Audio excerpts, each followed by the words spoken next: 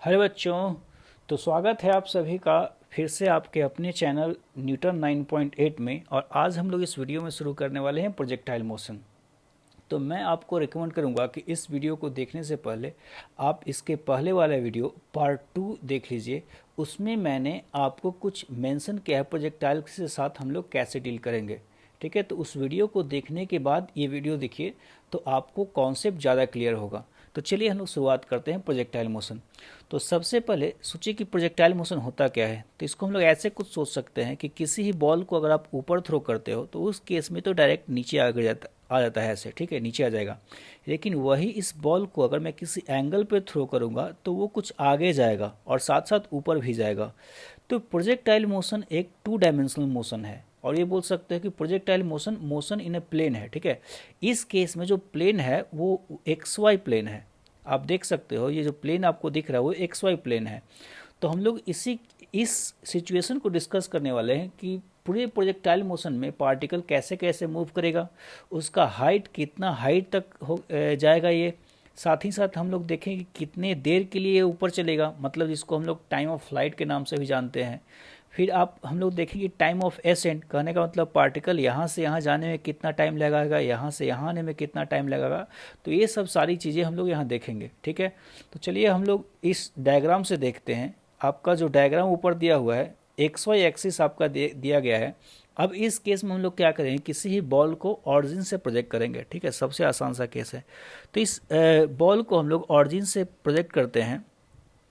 अब इसके मोशन के बारे में हम लोग जानते हैं। सपोज कीजिए कि ये एंगल थीटा है और आपने जिस वेलोसिटी से प्रोजेक्ट किया है वो वेलोसिटी यू दिया गया है। तो ये बॉल कुछ ऐसे ऊपर जाएगा और फिर कुछ मैक्सिमम हाइट तक पहुंचेगा और फिर ये नीचे आना शुरू हो जाएगा। कुछ सपोज कीजिए ऐसे गिर गया। ठीक है, ये एक्स एक्सिस है आपका। तो होगा क्या कि ये बॉल आखिर ऐसे क्यों मूव कर रहा है। तो इसको जानने के लिए हम ऐसा सोच सकते हैं कि देखिए बॉल के पास जो बॉल पे एक्ट हो रहा है वो ग्रेविटी एक्ट हो रही है, जिसको हम लोग डाउनवर्ड डायरेक्शन में मानते हैं। ग्रेविटी किस डायरेक्शन में एक्ट करती है, डाउनवर्ड डायरेक्शन में। तो ये जो ग्रेविटी है वो वाई डायरेक्शन का एक्सेलरेशन है, हम लोग इसको ए वाई बोल सकते हैं। ठीक है, मैंने लास्ट वीडियो में मेंशन किया था कि एक्स और ए वाई का मीनिंग क्या होता है, एक्स को हम लोग कैसे डील कर सकते हैं, ए वाई को कैसे डील कर सकते हैं। ठीक है, तो इसलिए मैं आपको रिकमेंड कर रहा हूँ कि आप इस वीडियो को देखने से पहले आप लास्ट वाली वीडियो को एक बार देख लीजिए। तो मैं बोल रहा कि जो ग्रेविटी एक्ट हो रही है वो डाउनवर्ड डायरेक्शन में एक्ट हो रही है। तो हम लोग क्या कर सकते हैं कि प्रोजेक्टाइल मोशन को, इस मोशन को एनालाइज करने के लिए इस के वेलोसिटी को 2 पार्ट में ब्रेक कर सकते हैं। एक वेलोसिटी को आप एक्स में जो बोलिए, और जो एक्स का वेलोसिटी हो जाएगा, आपको पता है कि हम लोग कंपोनेंट किसी वेक्टर कैसे निकालते हैं कि कोई वेक्टर ए ऐसे हो तो उस वेक्टर का कंपोनेंट जो एक्स डायरेक्शन में होता है ए कॉस थीटा होता है और वाई में कितना होता है ए साइन थीटा। वाई में कितना होता है ए साइन थीटा।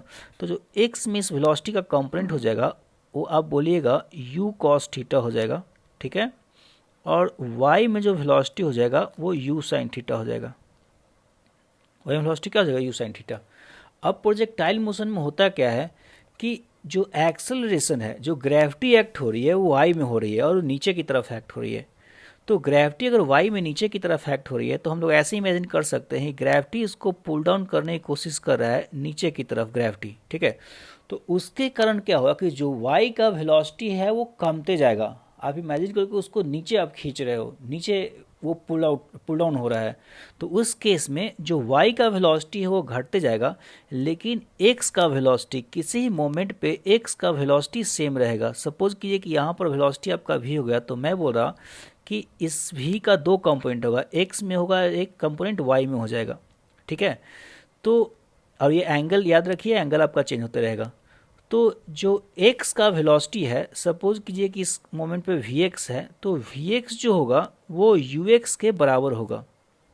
और ux का वैल्यू है कितना, u cos थीटा। आप यहाँ से देख सकते हैं कि जो ux का वैल्यू है वो u cos थीटा है। तो जो vx का वैल्यू है, वेलोसिटी x डायरेक्शन पे इस मोमेंट पे है, उस मोमेंट पे वेलोसिटी जो होगा वो उस वेलोसिटी का x कंपोनेंट शुरुआत के x कंपोनेंट के बराबर होगा। लेकिन जो y कंपोनेंट है वो घटते जाएगा। क्यों घट जाएगा, क्योंकि y के डायरेक्शन में एक एक्सेलरेशन है और अगर एक्सेलरेशन y में है तो वेलोसिटी बस चेंज किस में करेगा, y में। अगर एक्सेलरेशन x में होता तो वेलोसिटी वो चेंज करता बस x का। तो ये वेक्टर एक खासियत होती है, x का एक्सेलरेशन कभी भी y के वेलोसिटी को नहीं डिस्टर्ब कर सकता और साथ ही साथ y का एक्सेलरेशन x के वेलोसिटी को डिस्टर्ब नहीं कर सकता। इस बात का आप ध्यान रखेंगे। तो ये पार्टिकल क्या होगा कि x डायरेक्शन अपना कांस्टेंट वेलोसिटी से मूव करते जाएगा और y डायरेक्शन में उसका वेलोसिटी चेंज होता जाएगा। फिर क्या होगा कि जैसे ही वो मैक्सिमम हाइट पे पहुंचेगा तो उस मोमेंट पे आप सोच सकते हैं कि इसका जो वेलोसिटी रहेगा वो x डायरेक्शन में एग्जैक्टली रहेगा, जो y का वेलोसिटी है वो जीरो हो जाएगा। दो रीजंस हैं। एक तो मैंने आपको बताया था कि जी किसी भी पॉइंट पे अगर आपको वेलोसिटी का डायरेक्शन जानना है तो उस पॉइंट पे आप टेंजेंट ड्रॉ कीजिए। जो वेलोसिटी होता है हमेशा टेंजेंट के डायरेक्शन में होता है। तो इस पॉइंट पे आपने जो वेलोसिटी पता करना था तो आपने टेंजेंट ड्रॉ किया पाथ पे। इस पॉइंट पे अगर आपको वेलोसिटी पता करना तो आप फिर से टेंजेंट ड्रॉ कीजिए। तो इस मोमेंट पे आप देख सकते हैं जब मैक्सिमम हाइट पे पहुंच चुका है उस मोमेंट पे जो वेलोसिटी है वो आपका कितना आ गया है, वो बस x में है और इसका वैल्यू बोल सकते हैं, इसका जो वैल्यू हो जाएगा वो होगा ux के बराबर, जो कि हम लोग बोल रहे हैं u cos, कितना बोल रहे हैं u cos थीटा। ठीक है, u cos थीटा आपका यहाँ से आया, आप देख सकते हैं जो u cos थीटा है यहाँ से आया है। तो x का वेलोसिटी किसी भी टाइम पे हमेशा कांस्टेंट रहेगा। आप यहाँ भी अगर सोचिएगा तो इस मोमेंट पे वो ऐसे जाते रहेगा। इसका दो कंपोनेंट होगा, एक होगा vx कंपोनेंट, एक होगा vy। मैं यहाँ नाम v दे रहा हूँ। तो जो vx है वो फिर से आपका u cos थीटा क्या होगा बराबर, जो कि ux हम लोग बोल रहे हैं, जिसका नाम क्या बोल रहे हैं ux, इनिशियल वेलोसिटी इन x डायरेक्शन। और vy जो होगा वो चेंज होते रहेगा। इस मोमेंट पे vy नीचे आ रहा है। क्यों vy नीचे है? क्योंकि y डायरेक्शन में क्या होगा कि आप इमेजिन करिए, बस इसके y डायरेक्शन को, मोशन को आप इमेजिन कीजिएगा। तो इसका आप इसको वेलोसिटी आपने दिया था uy, ठीक है, जो कि था u साइन थीटा, जो क्या था u साइन थीटा। लेकिन इसके पास एक्सेलरेशन था ay जो कि g के बराबर था। तो ये होगा क्या कि y डायरेक्शन में ये ऊपर जाएगा, वेलोसिटी जीरो हो जाएगा। और वेलोसिटी जीरो कब होगा? जब मैक्सिमम हाइट पे होगा अभी, और उसके बाद वो नीचे आने लगेगा। उसका तो क्या होने, नीचे आने लगेगा, बिल्कुल वन डायमेंशनल मोशन में जो जैसा हो रहा था।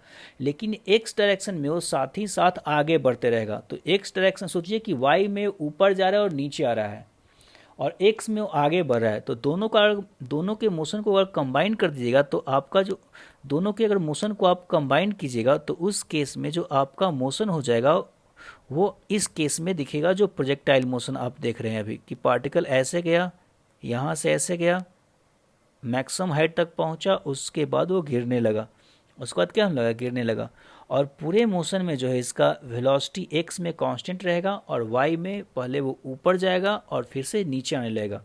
तो अगर मैं मैक्सिमम हाइट पे बोलूँ तो vy जो होने वाला है वो क्या होने वाला है? जीरो होने वाला है। और जो vx है वो आप देख रहे हैं कि u cos थीटा है।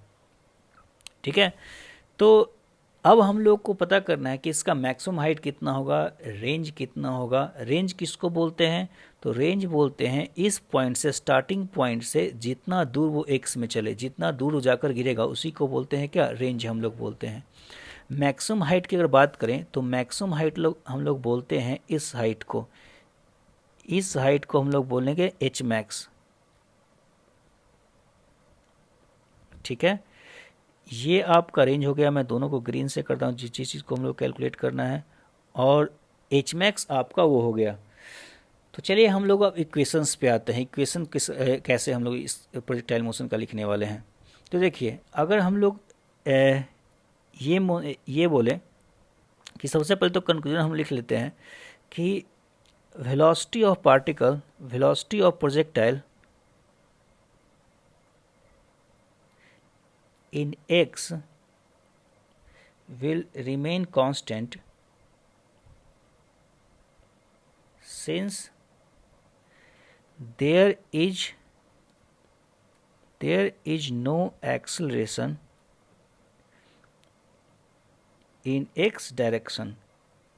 ये बात शुरुआत में हजम करने में थोड़ा दिक्कत होता है, लेकिन आपको धीरे टाइम के साथ आ जाएगा। लेकिन आपको प्रैक्टिस करना पड़ेगा कि एक्स वेक्टर को इस तरह से कुछ डील किया था। इसलिए हम लोग वेक्टर क्वांटिटी और स्केलर क्वांटिटी को का अलग अलग अलजेब्रा पढ़ते हैं। वेक्टर में अलग तरीके से ऐड होता है, प्रोडक्ट होता है, सब्ट्रैक्ट होता है। स्केलर क्वांटिटी का अलग तरीके से एडिशन, सब्ट्रैक्शन या प्रोडक्ट होता है। ठीक है, तो नो एक्सेलरेशन एक्स डायरेक्शन, तो एक्स डायरेक्शन का वेलोसिटी आपका क्या होगा? कांस्टेंट होगा उसी कारण से। तो आइए हम लोग इक्वेशंस लिखते हैं।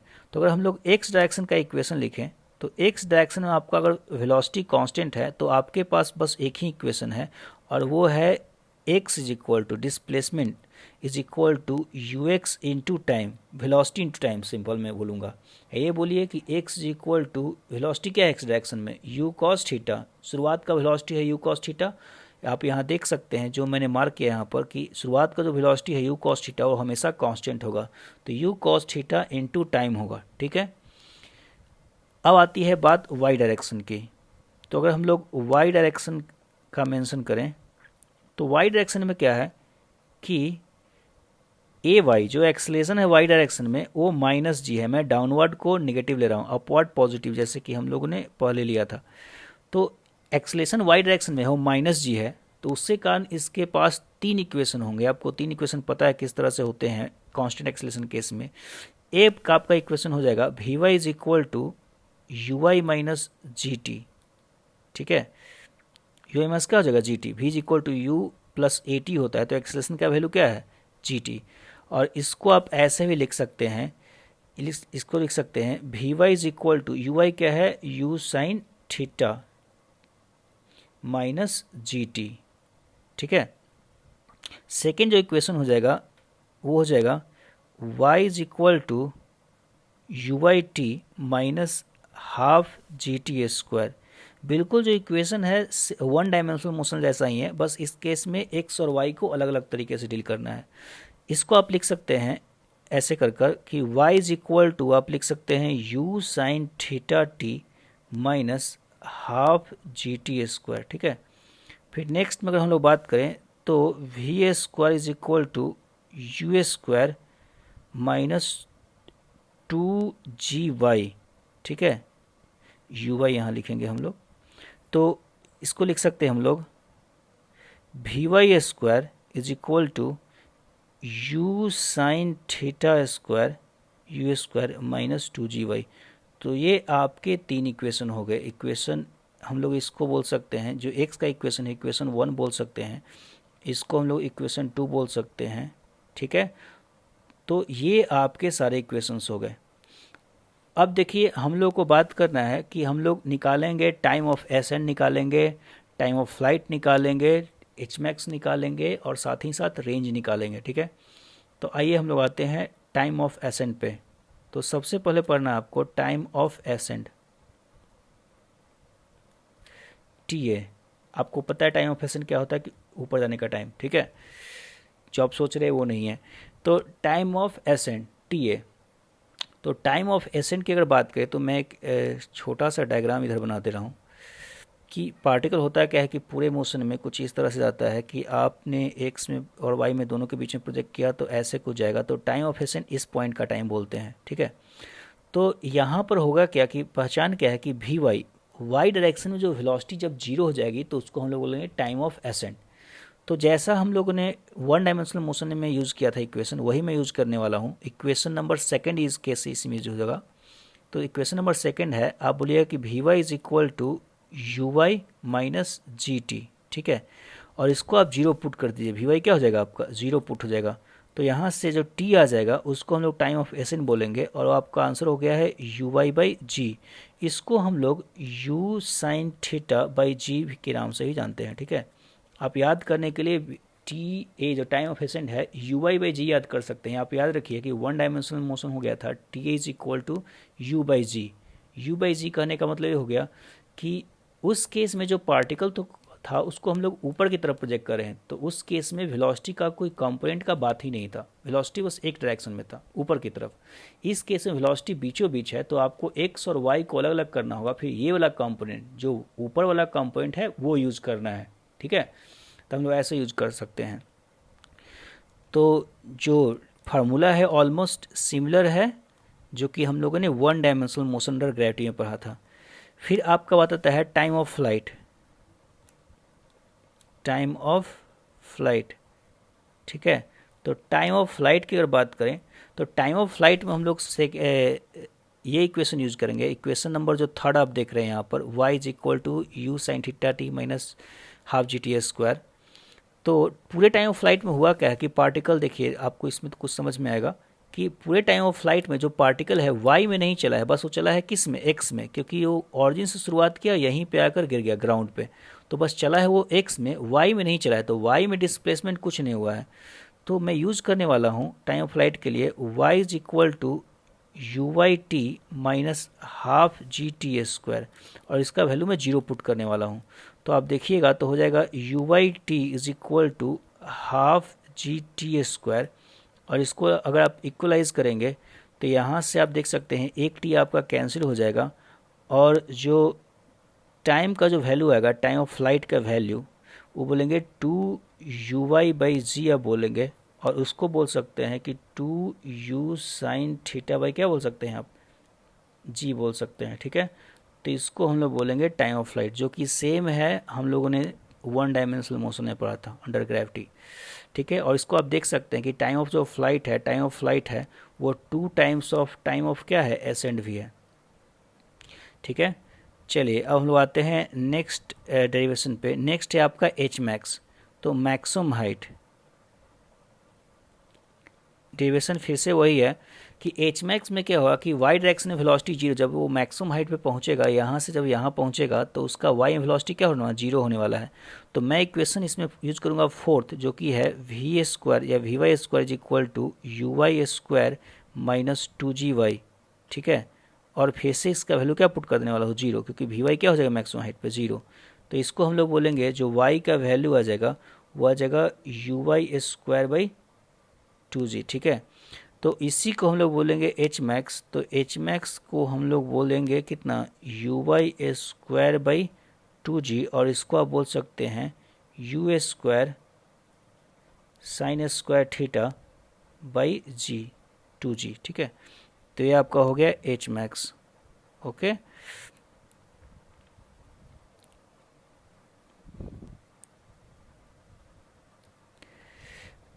ओके अब आती है बात रेंज की। एक सेकेंड, हम लोग का जगह ख़त्म हो गया है, हम लोगों ने कुछ ज़्यादा ही वेस्ट किया जगह को, तो आइए हम लोग इसको थोड़ा ऊपर शिफ्ट कर देते हैं, ठीक है। तो अब आती है बात रेंज की। तो अगर हम लोग रेंज की बात करें तो रेंज के केस में हम लोग ऐसा कर सकते हैं कि हम लोग का जो रेंज क्या होता है, तो रेंज होता है maximum displacement in x direction. Maximum displacement क्या होता है, एक्स डायरेक्शन। तो अगर हम लोग मैक्सिमम डिस्प्लेसमेंट एक्स डायरेक्शन का देखें तो वो रेंज अगर हो जाएगा, एक मिनट, रेंज, तो अगर हम लोग एक्स डायरेक्शन का मैक्सिमम डिस्प्लेसमेंट देखें तो आप यहाँ, मैंने ऑलरेडी डायग्राम में दिखा रखा है, लेकिन आप इस चीज़ को आप रेंज बोलते हैं, इस चीज़ को क्या बोलते हैं आप, रेंज बोलते हैं। तो हम लोग इसको ऐसे कुछ निकाल सकते हैं कि पूरे टाइम ऑफ फ्लाइट में, पूरे टाइम ऑफ फ्लाइट में जो एक्स में डिस्टेंस कवर किया, एक्स में जितना इसने लेंथ कवर किया, उसी को हम लोग क्या बोलेंगे, रेंज में, रेंज बोलेंगे, ठीक है। पूरे टाइम ऑफ फ्लाइट में जब तक वो हवा में है उतने देर में जितना इसने एक्स में चला उसको क्या बोलने वाले हैं, रेंज बोलने वाले हैं। तो एक्स का डिस्प्लेसमेंट का फार्मूला आसान है, तो हम लोग यूज़ करने वाले हैं कि जो रेंज हो जाएगा वो हो जाएगा वेलोसिटी इन एक्स डायरेक्शन, या display velocity in x direction you x हम लोग नाम देते हैं, into time of flight. Simple सा बात है, क्योंकि वेलोसिटी आपका कांस्टेंट है एक्स में, तो अगर वेलोसिटी कांस्टेंट है तो वेलोसिटी इनटू टाइम डिस्प्लेसमेंट या डिस्टेंस दे देगा। तो इसको बोल सकते हैं कि यू एक्स, और टाइम ऑफ फ्लाइट को आप 2u/g आप यूज कर सकते हैं। तो एक तो आपका फॉर्मूला हो गया 2ux uy/g, इस फॉर्मूले को भी आप ध्यान रखेंगे, या इसको हम लोग बोल सकते हैं 2u cos theta into U sign theta by G, ठीक है। तो इसको हम लोग यही बोल सकते हैं, या इसको आप बोल सकते हैं इक्वलाइज आप कर आप ऐसे कुछ लिख सकते हैं, इज इक्वल टू आपका हो जाएगा यू स्क्वायर आप 2 साइन थीटा इंटू क्या लिख सकते हैं, cos theta by g, by क्या लिख सकते हैं, जी। इसको हम लोग बोलते हैं u square sine 2 theta, actually हो गया है ये वैल्यू क्या हो गया, साइन 2 थीटा बाई जी। तो ये आपका रेंज का फार्मूला होता है। तो याद रखिए कि जो रेंज का अगर हम लोग फाइनल कंक्लूजन याद रखें तो रेंज के लिए आपके जो फॉर्मूले काम आएंगे वो आएगा आपका 2ux into you Y by G, ए बोलिए U square sine 2 theta by G, इस दोनों में से किसी फार्मूला को यूज़ कर सकते हैं। वो आपको क्वेश्चन से पता चलेगा कि कब हम लोग फर्स्ट फार्मूला को यूज़ करेंगे और कब सेकेंड फार्मूला को। और नहीं तो आप ऐसा सोच सकते हैं कि जो रेंज होता है सिंपल होता है कि वेलोसिटी, एक्स डायरेक्शन का velocity into total time, into क्या होगा, टोटल टाइम। तो चलिए, ये आपका इतना थ्योरी था। हम लोग धीरे धीरे थ्योरीज को ऐड करते जाएंगे। अब इसमें बहुत सारे हम लोग को पढ़ने हैं, लेकिन अभी के लिए इतना हम लोग का थ्योरी है। हाँ, एक बात और आप ध्यान रखेंगे कि जब पार्टिकल ग्राउंड पे गिरने वाला होता है, जब पार्टिकल जो है ग्राउंड पे गिरने वाला होता है, तो उस मोमेंट पे यहाँ पर जब पार्टिकल जाएगा तो ये मोशन बिल्कुल ही सिमेट्रिकल होता है। तो आपने इसको अगर यू से प्रोजेक्ट किया था तो एग्जैक्टली यू से ग्राउंड को स्ट्राइक भी करेगा, एग्जैक्टली यू से ग्राउंड को स्ट्राइक भी करेगा। और अगर एक्स डायरेक्शन का वेलोसिटी देखें और वाई डायरेक्शन का, तो एग्जैक्टली सेम हो जाएगा। जो वाई का वेलोसिटी हो जाएगा वो हो जाएगा आपका यू साइन थीटा, और जो एक्स का वेलोसिटी हो जाएगा कितना हो जाएगा, यू कॉस थीटा, जो कि शुरुआत में था।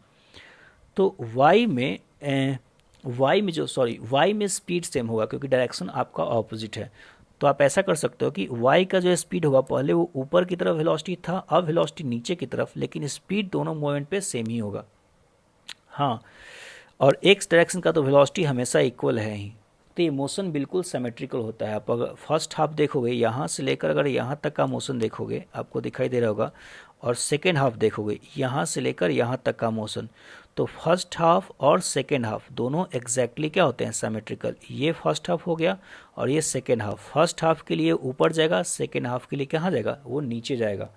तो इन सारी बातों को आप ध्यान रखेंगे। हम लोग को हो सकता है क्वेश्चंस में शॉर्टकट, क्वेश्चन को शॉर्ट में सॉल्व करने में ये ज़रूरत पड़ता है। चलिए अब हम लोग आते हैं क्वेश्चन पे, कुछ प्रैक्टिस क्वेश्चंस कर लिए जाएं। तो क्वेश्चन आपका फर्स्ट ये है कि आप देख सकते हैं कि अब a projectile projected with a speed 40 at angle 60 degree with horizontal, then find, आपको ये सारे टर्म्स फाइंड आउट करने हैं। तो चलिए हम लोग सोल्यूशन पे आते हैं। तो फार्मूला तो आपने अभी ऊपर देख रखा है, तो मैं डायरेक्ट वैल्यू यूज करता हूँ कि फर्स्ट है टाइम ऑफ एसेंड। तो आप टाइम ऑफ एसेंड अगर देखें तो टाइम ऑफ एसेंड होता है यू साइन थीटा, इसमें थीटा है और थीटा को आसानी से कैलकुलेट भी कर सकते हैं, बाई जी। तो जगह 40 साइन थीटा का वैल्यू कितना है, साइन थीटा का वैल्यू है 60, बाई जी का वैल्यू आपका 10। साइन थीटा √3/2 हो जाएगा, जो कि 20 दे देगा। 20 आपका 2√3 सेकेंड्स हो जाएंगे, ठीक है। फिर आपको निकालना है टाइम ऑफ फ्लाइट भी निकालना है। तो टीएफ की बात करें तो डायरेक्ट आप कर दीजिए 2 times of time of ascend, जो कि हो जाएगा फाइनली 4√3 सेकेंड्स। चलिए एच मैक्स कैलकुलेट करना है। तो सेकेंड पार्ट में अगर एच मैक्स कैलकुलेट करना है तो फिर से हम लोग फार्मूला यूज कर सकते हैं। फार्मूला जो है आपका है u² sin² theta by 2g। तो u² की अगर बात करें तो u² कितना है आपका 40² sin² 60 बाई 2 इंटू जी का वैल्यू है आपका 10। तो आप इसको लिख सकते हैं 40 इंटू 40 बाई 20 इंटू, आप देख सकते हैं sin² 60, sin² 60 हो जाए 3/4। तो आप इसको कर सकते हैं 10 और इसको आप कर सकते हैं 2। तो जो एच मैक्स आप देखिएगा तो इसमें जो वैल्यू आने वाला है 60 मीटर्स, ठीक है। तो ये आपका एच मैक्स हो जाएगा। चलिए हम लोग आते हैं नेक्स्ट वाले पार्ट में। आपको कैलकुलेट करना है रेंज। तो रेंज के लिए मैं वैल्यू यूज़ करने वाला हूँ। अब देखिए, या तो आप ux into time of flight use कर लीजिए, नहीं तो आपका रेंज के लिए जो डायरेक्ट फार्मूला है वो है u² sin 2 theta by G, ठीक है। लेकिन आपको sin 2 थीटा की वैल्यू मालूम होनी चाहिए। तो u² कीजिएगा तो हो जाएगा आपका 40² sin 2 थीटा, मतलब 2 इंटू 60 sin 120 आपको वैल्यू पता होना चाहिए, बाई जी का वैल्यू जो है आपका कितना हो जाएगा 10। तो साइन 120 का जो वैल्यू होता है वो आपका √3/2 साइन 60 के बराबर ही होता है। तो आप लिखेंगे 40, चलिए इसको कैंसिल कर देते हैं, तो हो जाएगा आपका 400, आप एक बार काटिएगा तो इंटू ये √3/2 हो जाएगा साइन 60 के बराबर। तो आपका जो आंसर आने वाला है 200√3 मीटर्स, ये आपका हो जाएगा रेंज। चलिए आते हैं हम लोग नेक्स्ट क्वेश्चन पे। पूछा गया कि स्पीड एट मैक्सिमम हाइट, तो मैक्सिमम हाइट पे स्पीड कितना होगा। तो फोर्थ पार्ट पे अब देखिए, अब स्पीड एट मैक्सिमम हाइट निकालना है। तो देखिए मैं आपको दिखा देता हूँ कि जब पार्टिकल को आप ऐसे प्रोजेक्ट किए थे तो याद रखिए कि मैक्सिमम हाइट पे क्या हो रहा था, मैक्सिमम हाइट पे जो वेलोसिटी वाई में था जीरो हो गया था, तो वी वाई इसके पास था नहीं और बचा था बस वी एक्स, जिसको हम लोग you cos theta you x के बराबर बोलते थे। ठीक है, तो मैक्सिमम हाइट पे स्पीड उसका एक ही बस एक्स में वो मूव कर रहा है, तो जो स्पीड एट मैक्सिमम हाइट जो हो जाएगा वी एट एच मैक्स, उसको आप बोल सकते हैं वी एट एच मैक्स। अगर आपको निकालना हो तो वी एट मैक्सिमम हाइट जो बोल सकते हैं, आप बोल सकते हैं यू कॉस थीटा। तो यू कॉस थीटा की वैल्यू जो हो जाएगी आप 40 और कॉस थीटा की वैल्यू 1/2 कॉस 60 का वैल्यू, तो आपका 20 मीटर पर सेकेंड से मैक्सिमम हाइट पे जाते रहेगा। ठीक है, तो ये आपके सारे आंसर्स हो गए। एंड नेक्स्ट क्वेश्चन है आपका, projectile is projected with speed 50 at angle 37 degree, then find t f h max and range. तो सॉल्यूशन की बात करें तो टाइम ऑफ फ्लाइट निकालना है। तो फर्स्ट केस में अगर आपको निकालना है टी एफ, तो टी एफ हो जाएगा आपका 2u sign theta by G. ठीक है, तो 2u का वैल्यू हो गया 50, साइन थीटा का साइन 37 शायद आपको याद होगा। ठीक है, 3/5 आपको याद रखना था, बाई जी 10, तो आपका ये 50-50 कैंसिल हो जाएगा और ये 6 सेकेंड्स हो जाएंगे टाइम ऑफ फ्लाइट। सेकेंड में बात करें तो आपको निकालना है एच मैक्स, तो एच मैक्स का जो वैल्यू हो जाएगा वो आपका था you S square sin square कितना 37 ऑब्वियसली बाई जी 2g। तो यू एस स्क्वायर आप लिखेंगे 50 इंटू 50 और साइन स्क्वायर 37, मतलब 3/5 का आप स्क्वायर बोल रहे हैं बाई जी का 2 इंटू 10। तो ये जो वैल्यू आ जाएगा आप बोल सकते हैं कि ये आप 25 इंटू 2 50, तो ये 50 को कैंसिल कर देगा, ये जीरो इस 5 को कैंसिल कर देगा और हो जाएगा 45 मीटर्स, 9 इंटू 5 आपका बच जाएगा, तो 45 मीटर्स हो जाएगा एच मैक्स। चलिए हम लोग नेक्स्ट पार्ट का बात करें तो रेंज निकालना है। तो रेंज निकालने के लिए आप यूज कर सकते हैं U S square sine 2 theta by G. अब देखिए कि हम लोग का दिक्कत कहाँ आता है, तो यू एस स्क्वायर आप लिखेंगे साइन 2 थीटा मतलब 2 इंटू 37 बाई जी। ठीक है, अब देखिए 2 इंटू 37 जो आपका हो गया 72 डिग्री 74 डिग्री हो गया, आपको साइन 74 का वैल्यू नहीं मालूम, तो ऐसे केसेस में हम लोग यूज़ कर सकते हैं u x into you y, या साइन 2 थीटा को ब्रेक कर सकते हैं। साइन 2 थीटा का आपको फार्मूला पता होगा कि साइन 2 थीटा का हम लोग जो वैल्यू लिखते हैं, आप लिखते हैं 2 sine theta into cos theta. तो ऐसे केसेस में हम लोग को थोड़ा ध्यान रखना होता है, नहीं तो आप 74 डिग्री लिखकर स्टक हो जाएगा बस फार्मूला याद कर गए। तो इसलिए हम लोग ये तरीका नहीं यूज़ कर, जो रेंज बोलने वाला हूँ मैं बोलने वाला हूँ डायरेक्ट यूज़ कर लेते हैं u x into time of flight, क्योंकि टाइम ऑफ फ्लाइट मैंने कैलकुलेट कर रखा है, और यू एक्स का वैल्यू हो जाएगा 50 कॉस कितना 37 degree into time of flight आपका 6 सेकेंड है, तो हो जाएगा 50 कॉस 37 जो वैल्यू होता है 4/5 इंटू 6 हो जाएगा। तो आप इसको कट करोगे तो हो जाएगा 10, तो आपका हो जाएगा 40 इंटू 6 240 मीटर्स। ठीक है, तो 240 मीटर्स आपका जो हो जाएगा आंसर हो जाएगा रेंज का।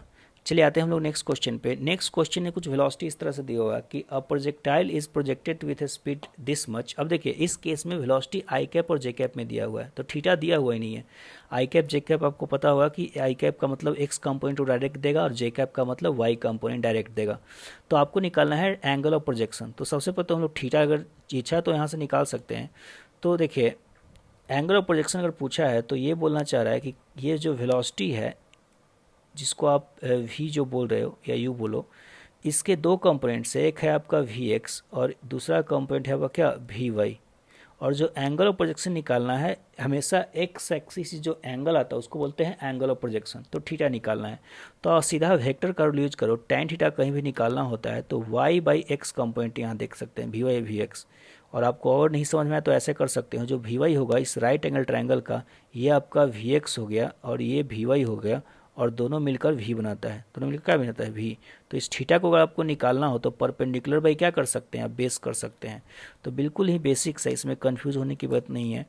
तो वी वाई आप लिखोगे तो वाई जो कंपोनेंट है वो 30 है, आप देख सकते हैं जे कैप के साथ, और एक्स कंपोनेंट 20 है, तो टेन थीटा का वैल्यू हो जाएगा 3/2। तो यहाँ से थीटा बोल सकते हैं टेन इनवर्स कितना 3/2। अब 3/2 का वैल्यू हम लोग को पता नहीं है। ये आपका जो आने वाला है, देखिए tan 60 का जो वैल्यू होता है √3 होता है, मतलब √3 1.7 हो गया, ये 1.5 है।